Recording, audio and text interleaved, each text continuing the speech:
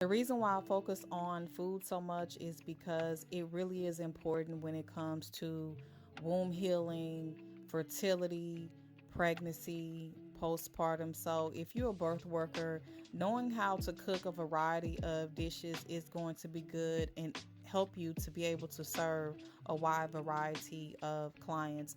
Here, I'm going to be frying up some jackfruit, and jackfruit is really healthy. I did not use white flour, I used wheat flour, chickpea flour, and oat flour. And instead of eggs, so that it'll stick, I'm using applesauce. You can also make some flax egg, and that's what they call flaxseed meal and water put together. I'll also be seasoning this really good because remember, this has to have flavor. I have some, everything is vegan, nothing is coming from the animal, okay? So I have the steak seasoning that I put on first, and this is the liquid coconut aminos. I'm also adding some liquid smoke, and the flour, of course, has to be seasoned. So I'm making a wet batter.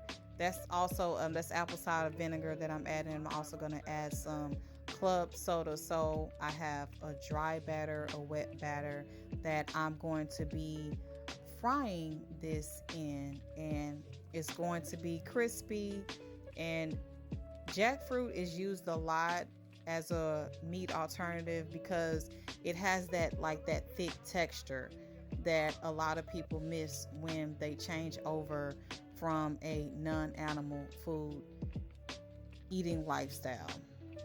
So of course I'm whisking up the liquid batter really well, and then I'm going to do liquid first and then coat it in the flour and then straight to the frying pan in a cast iron skillet.